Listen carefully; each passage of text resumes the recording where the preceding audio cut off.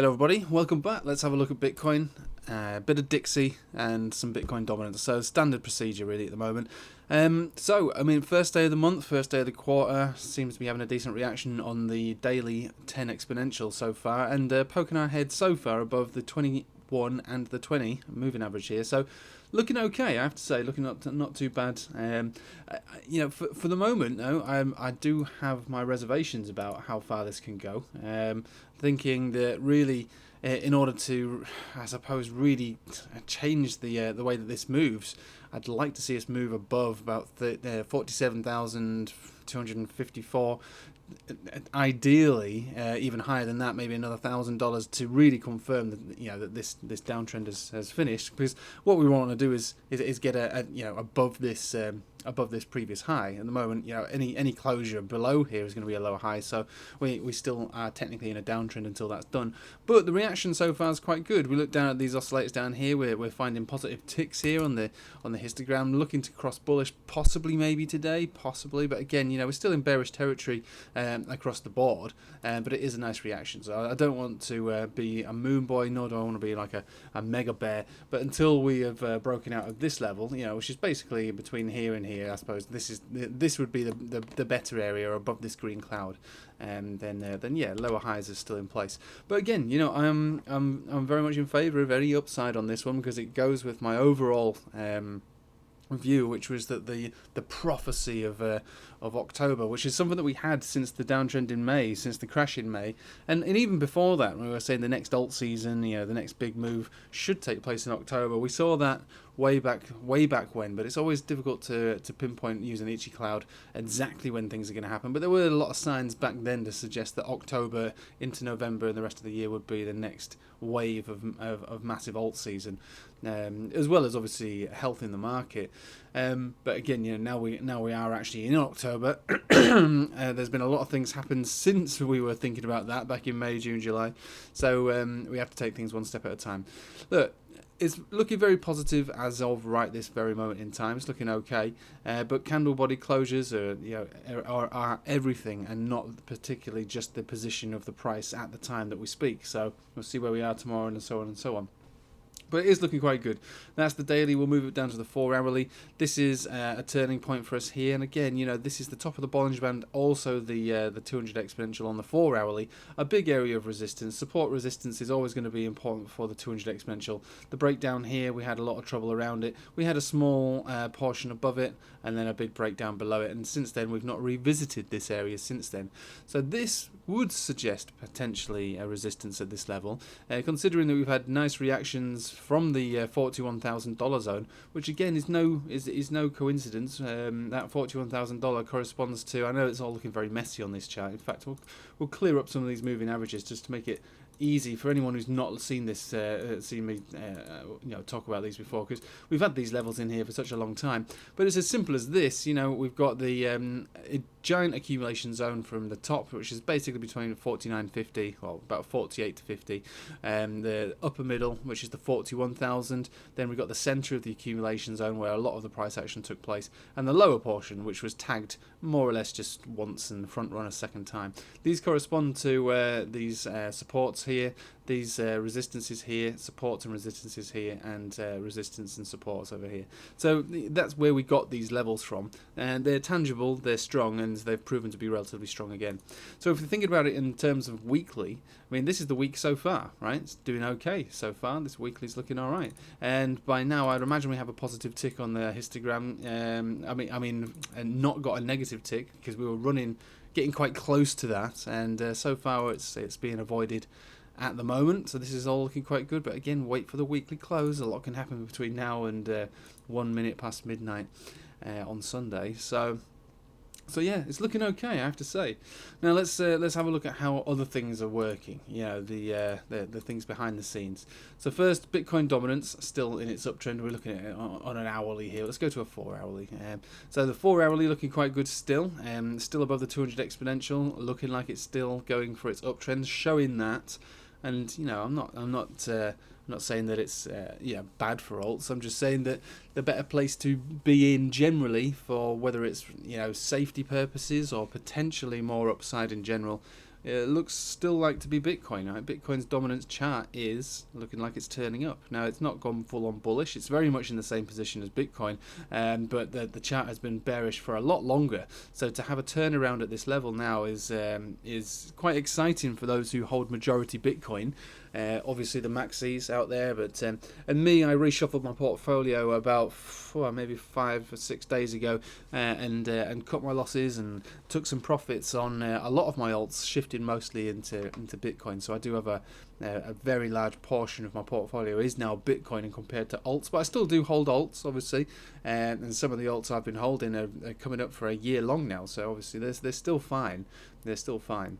And I'm not prepared really to get rid of them because I got in such a very good level around November last year that despite the ups and downs, they're still very much a healthy position. But this does show to me like it is toying with the idea of a change of behaviour, meaning that Bitcoin looks to be the stronger one in the face of ups and downs. And we go back to the dominance chart on a daily here, we can see that there is also a change of behaviour taking place here. You know, we're above the centre of the Bollinger Band and we're making slowly higher highs and higher lows. So does look quite good for Bitcoin, especially when we're looking at a day like today where the market's up, altcoins, you know, are going up, but Bitcoin seems to be outperforming even today, you know.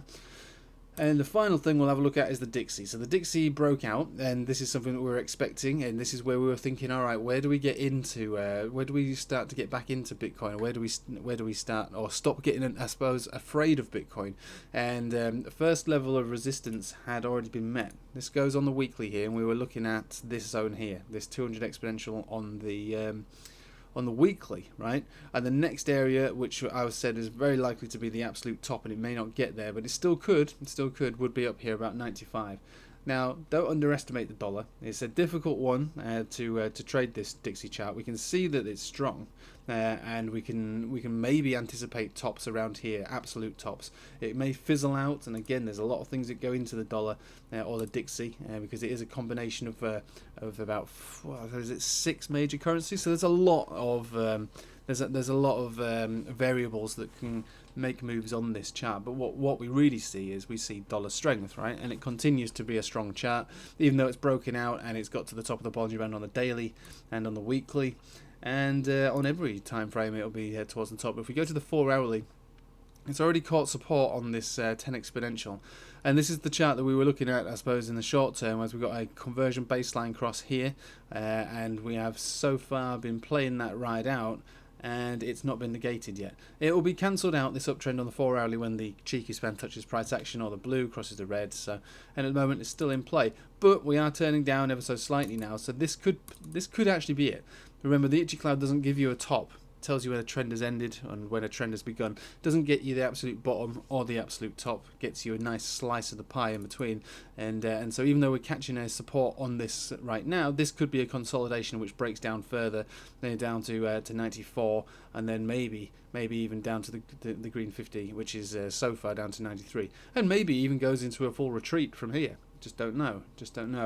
Like I say, we have to see the momentum shift before we can make any kind of decision. And even though there is a change of behaviour for Bitcoin at the moment and the dominance chart, the Dixie still looks relatively strong. So I'm not going to rule out that it can't go further and can't push higher. This could just be a simple consolidation from its last attempt to move up. The daily chart is still pretty bullish, to be honest with you. And our top targets, well, my top target initially is 95. I'll be surprised to see it break above 95. Probably get front run a little bit before then, and that might mark the top in the short term. But if it did break through there, it would be a powerful drive up to 97. But we'll have to wait and see how that plays out. I mean, it is a strong looking chart, I have to say, and I don't want to underestimate its power. But yeah, this is basically my preferred area. So around, maybe not actually at, but around the 95 zone.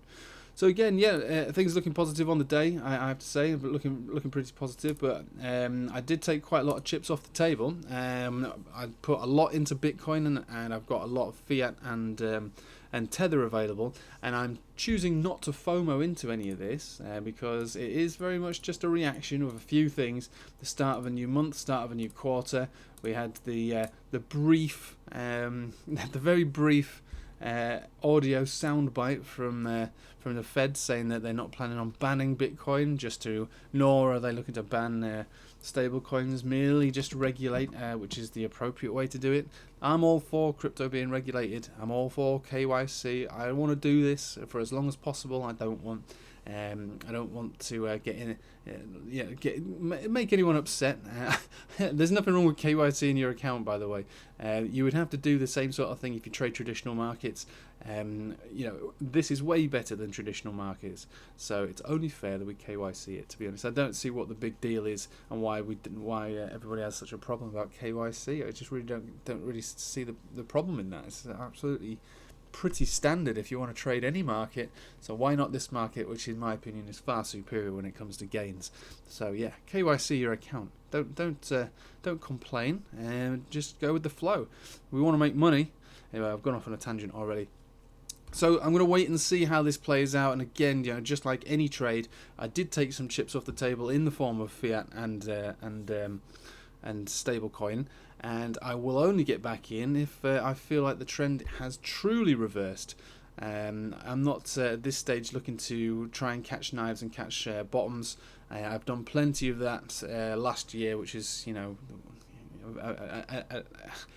which I suppose it makes me a way more comfortable trader, because I've got in so many good positions over the last one, not just over the last 12 months, but over the last few years, that I'm not willing to risk a lot of my gains on trying to catch knives on a 50-50 environment, which is what this is.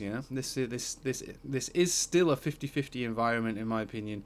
Things are looking better, so maybe it's a 60-40 in favour of the bulls, but we're still lower high, and anyone who knows about supports and resistances, the more times you tap a support, the more likely it is to break down. Same as the more times you tap a resistance, the more likely it is for you to break out. So yeah, we are still at a lower high, and we have tapped this $41,000 zone many times. And so if we do, I say, get rejected from here or break down from here and come back down to the 41,000, this may be the time that it breaks. It might be the time that it breaks down. And if it does, so be it. We've still got analysis that we can hold to. We've got, first of all, this triangle formation, which brings us to roughly about 36,000 or so. No big deal. And again, this goes up every single day. Where's the hallmark? The number everyone's waiting for is 38,000. That'll bring us up to November if this formation still played out. There's plenty to hold on to on this chart if we did break down from 41,000. Personally, I would see it as pretty negative if we did break down from there, but I'm not willing to try and catch a knife at 41,000. The last time I bought Bitcoin, other than transferring my alts into Bitcoin the other day, was catching a knife down here, which was a knife catch, but it was based upon a tangible area of support resistance. It was the 29,000 zone, which was this resistance and support here, and that kind of worked out pretty well. That's the last time I caught a knife with Bitcoin. The last Bitcoin that I bought recently wasn't so much because I saw Bitcoin as a good price. It was more against a hedge against risk, based on the way that the market was looking a little bit 50-50, and I didn't want to be overexposed into altcoins if we did break down. If we're going to break down in the market, you'd rather be breaking down in a Bitcoin position than you would in an altcoin position. You probably know that, whether it's from experience or just from looking at the market. Altcoins amplify the moves down, and not necessarily the moves up, and that is more apparent now when we see the Bitcoin dominance charts kind of holding its own at the moment, holding its own. So I'll leave it with you there, but thanks for watching. I hope you have a nice day, everyone, and take it easy. And like I say, try not to FOMO. Stick to your plan, and just because we see a green day doesn't mean it's going to be a green week or a green month or a green anything. It's just a move, and we'll have to see how this move plays out and how it responds to these levels, especially when we're seeing changes of behavior. 4-hourly charts are often the better place to look at. And the 4-hourly chart is showing signs of strength, but it's also at this very second not struggling, but at a resistance, and this could be the top in the short term. And I say could be, like I say, I have a large cryptocurrency portfolio, mostly in Bitcoin, so I'm not here to play every small little move. I mean, I do have Bybit loaded up at the moment. I'm doing a little bit of scalping, but that's a rare event for me. Most of my trading is essentially long-term positions, spot positions, and every now and then I reshuffle from a rotation from alts to Bitcoin. So I look at these charts mainly out of morbid curiosity, really. And even though I expect maybe a rejection from here and a potential move back down to 41,000, it's not for me to try and catch every last move, especially when you're spot trading. The ultimate spot trading is buy low, sell high over a very long period of time. That's just my style. That's just my style.